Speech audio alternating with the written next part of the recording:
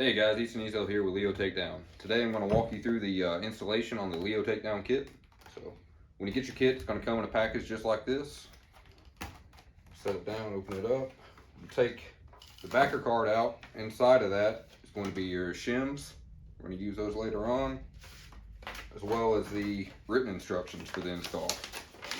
There'll be a URL down at the bottom linking you to this video. On the back, we got a exploded diagram, see all the parts clearly labeled and how they go together, and just be able to keep up with what we're referencing, everything. We'll set those to the side. You have your hardware pack. We'll have 2 Allen wrenches, as well as the isolation bolts and the 6 o'clock set screw. Set those to the side now. Your upper receiver coupling is going to come in a protective container. Inside of it's going to be your wedge and spacer. Set those down. Pull the protective cover off. That's your upper receiver coupling. So for the point of this install, we're using a brand new mil-spec stripped upper receiver. Go ahead and load this up in the vise.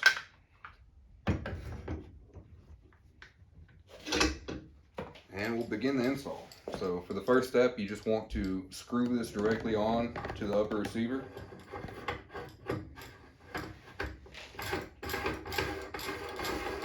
Screw it all the way down.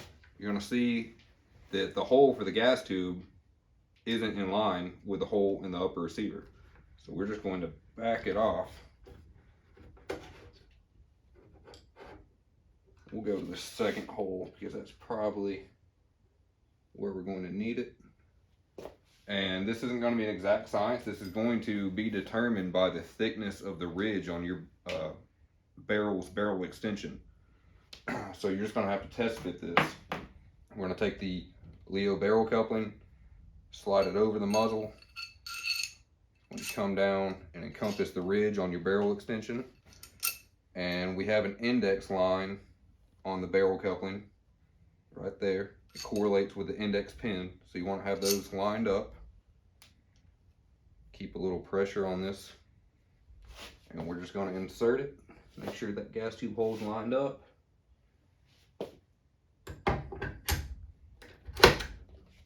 And you can see that fits in just as it should. Upper receiver coupling fully closes, so we know we're backed off a good amount. So if you're only doing one barrel and you test fit it and it closes it up like it needs to, then you know you're good to go ahead and proceed. If you're gonna add a second barrel immediately, or if you're gonna plan on adding a second barrel down the line, then you just want to check and make sure that that barrel doesn't have a thicker ridge on the extension, and you just want to make sure that that barrel is going to lock in and the upper receiver is going to be able to close up just the same as it did on the other one. So we'll just go ahead and check that. So the upper receiver coupling closes in that position on both these barrels, so we know we're good to go. And we won't run into any issues with that down the line. So that's the correct position for our upper receiver coupling. We backed it off to the second gas tube hole, and just in order to keep track of that, I'm going to go ahead and insert the Allen wrench into the 6 o'clock screw hole. That's where our Allen bolt's going to go. So we're just going to mark that with the Allen wrench, take this out of the vise.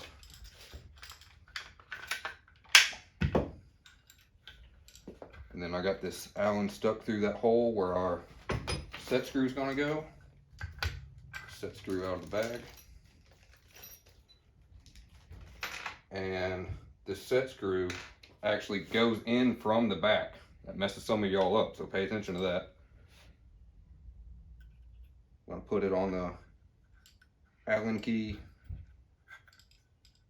Keep a little pressure on it so it don't fall out. And you're going to act like this is reverse threaded, so you're actually going to be, you know, screwing it counterclockwise, like you'd be backing a screw out, and that's going to pull the set screw up into the upper receiver.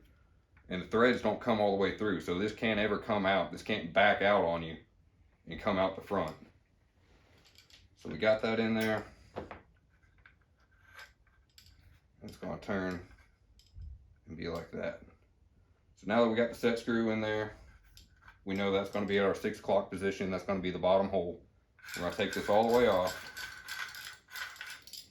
and we're going to apply some red Loctite to the upper receiver threads.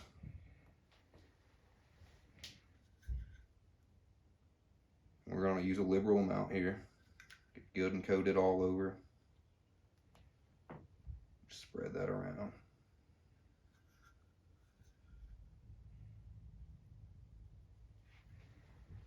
Wipe off any excess. And then we're going to screw that upper receiver coupling back on. All the way down. We'll see which hole has our 6 o'clock set screw. It's right here now. We're going to bring that back down to the 6 o'clock position. Put it down on its face. And we're going to insert the 2 isolation bolts on either side of the receiver in the back.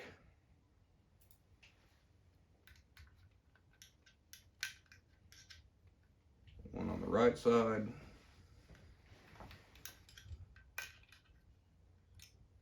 And then one on the left side.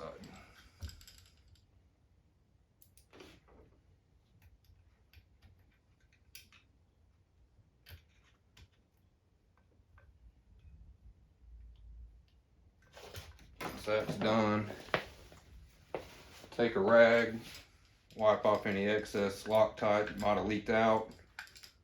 Make sure you don't have any inside the chamber of the upper receiver. Get it out of the groove that your index pin sits in. And then, you know, we're just gonna follow the instructions on the back of this Loctite. They recommend you let it set up and cure for 24 hours.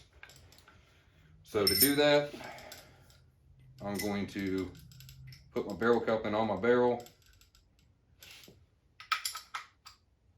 Put my barrel back in the upper receiver. And I'm just going to hang this from our pegboard vertical just like this and follow the Loctite's instructions and let it set up for 24 hours. Just make sure that everything's lined up, looking down the keyhole for the gas tube. Just make sure it's not over to one side or anything. And we're just going to let it cure just like that for 24 hours. And we'll see you back tomorrow for the rest of the install. Alright guys, so it's been 24 hours. We've had our upper receiver sitting here drying.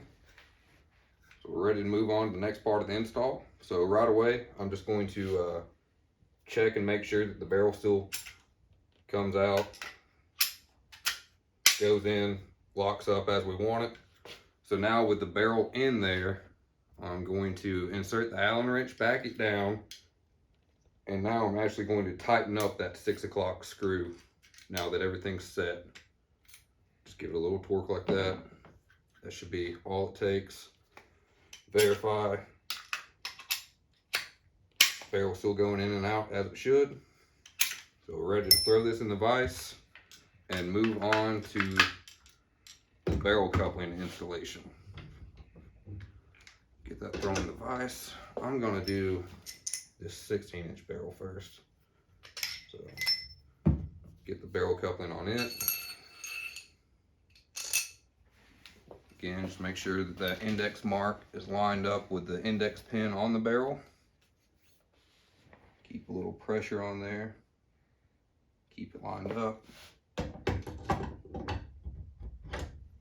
it rest. Pull back on the coupling. Push in on the barrel. Locks up. So now we're going to take this play out and fit this barrel coupling to the barrel. You can see it's got a little bit of up and down, forward and back play to it. So that's where your shims are going to come into play. I'm going to take this back out, set that down. We're going to get our shim pack out. So the shim pack I have right now has a few different sizes in it. So it's got a 7,000, a couple 3,000s, a couple 1,000s. We're going to start out with the biggest one, the 7, and just see how that feels. Again, this isn't exact science either. It's just like testing your barrels, like we talked about in the first half of the video. It's just going to depend on the tolerances and dimensions of the barrel that you're using. So we're going to see what this 7 does. So slide that down from the muzzle end. It's going to sit on the ridge of your barrel extension. And then replace the barrel coupling. Be careful not to crumple up your shim.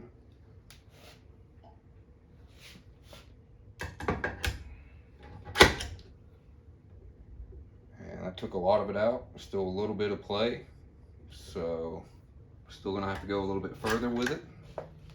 Set that back down. And maybe we'll try 3/1000 in there this time on top of that 7. Get one of these out. You want to be careful with these things. You don't want to crumple them up and bend them up, and they won't have a even pressure all the way around the barrel coupling. It'll throw you off. So just be careful with them when you're adding them and removing them.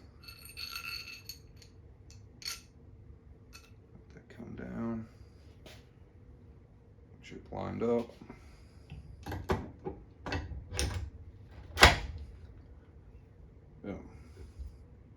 See, so the upper receiver coupling didn't quite close completely on that. So what we're going to do is see if we can twist it to lock position, and that ended up closing it all the way. And so something that we've figured out doing a couple of these is that when you go to drive the wedge, it can actually bend those shims, and you think you have it good and tight like it is right now, and then when you go drive the wedge in from the front, it'll actually bend those shims a little bit to the surface area of the inside of the coupling and your barrel extension's ridge, and it can actually loosen up on you a little bit. So to counter that, we're going to take our spacer and we're going to take the flat edge and put it against the face of the barrel coupling. And we're going to take our pipe that we used to drive the wedge in, and we're just going to give this thing a couple smacks without the wedge in place. And we'll go ahead and pre-fold those shims a little bit. Just make sure that's all level, flush. You're getting a good contact all the way around.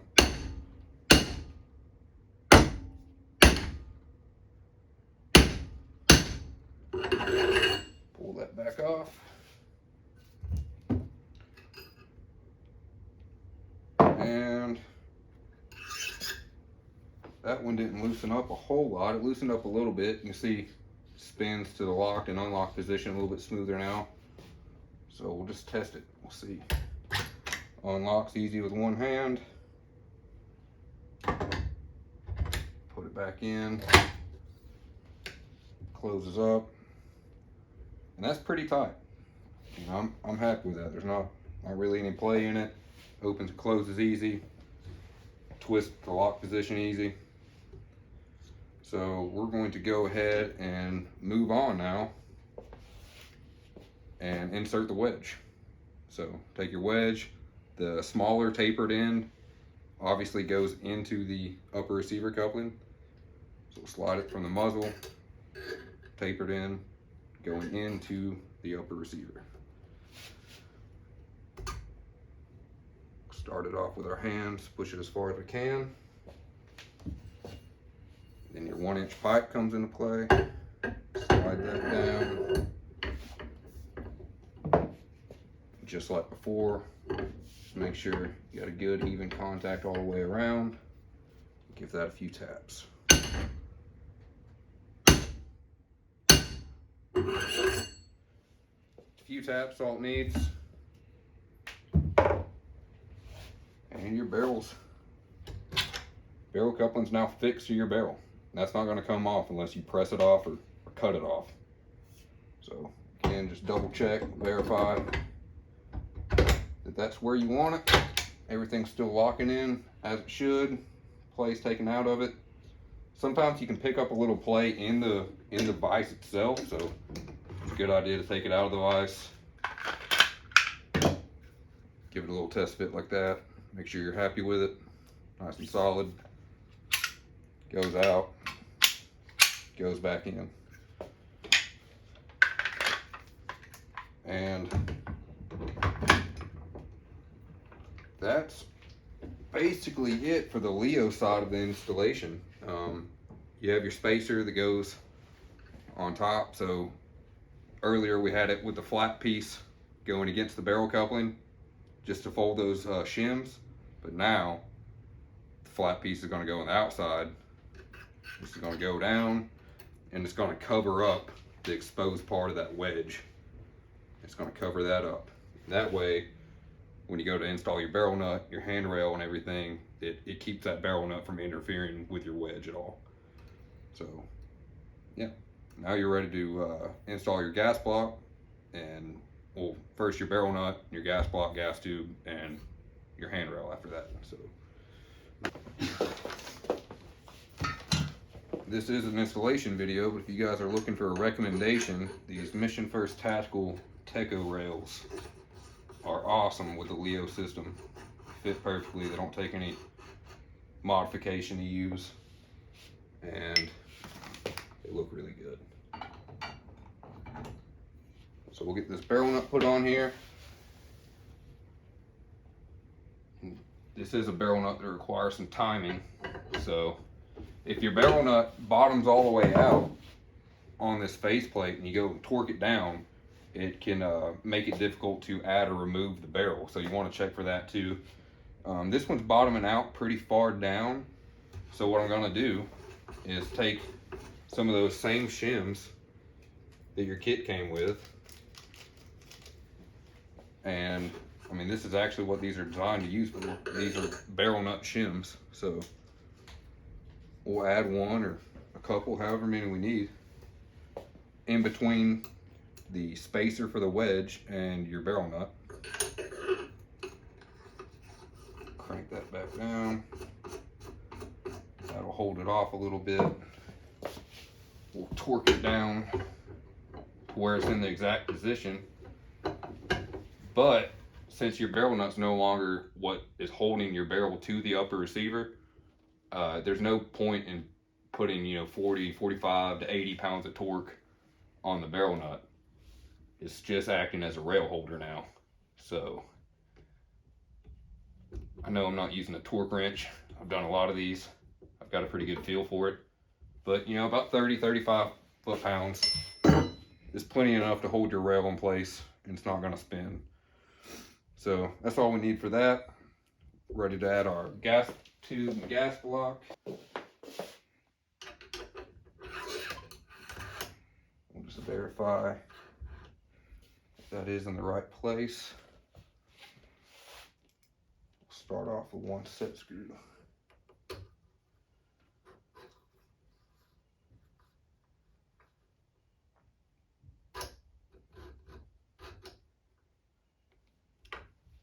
One set screw on there.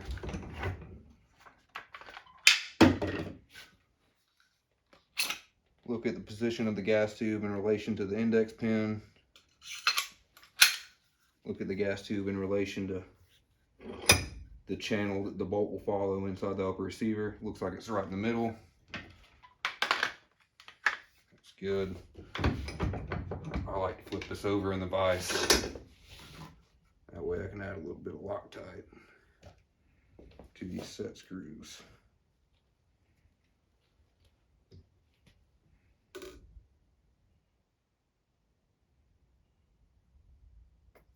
Just a little drop. This barrel was already dimpled, so I don't want to hear about that.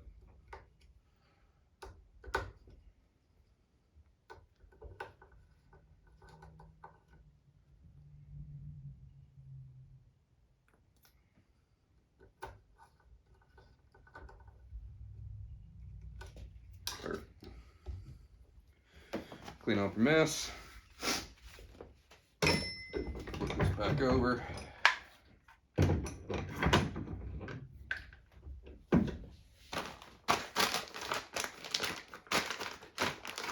Rail out.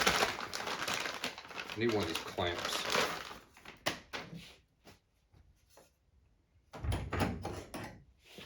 Take the screws out.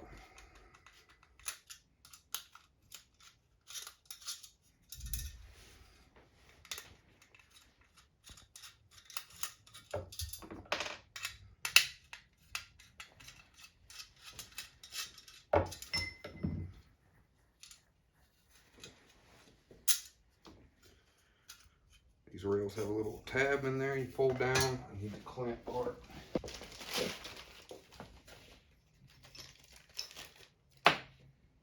These rails have a 2-piece clamp that goes around the barrel nut. It's got a right side and a left side. They're marked.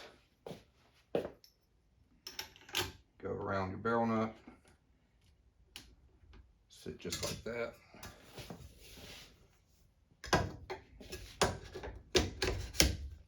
Slides on that easy.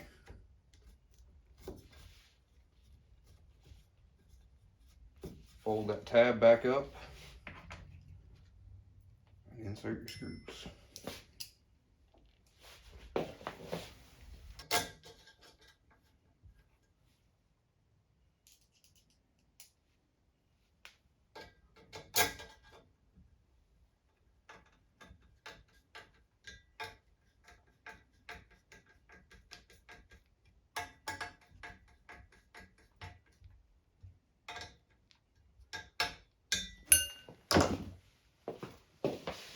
And last but not least, the muzzle device of your choice.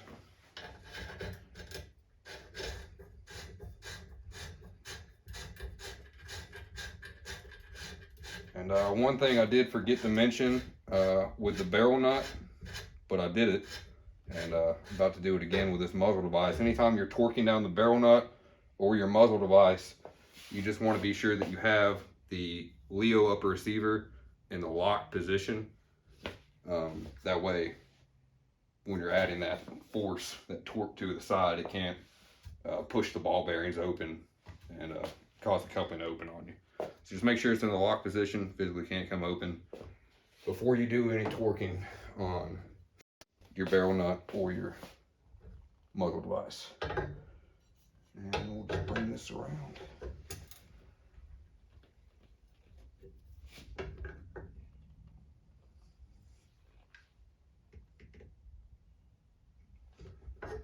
Perfect. There you go. That's a completed LEO installation. Start to finish. Put in the unlock position. Pull it back. Good to go. Thank you, guys.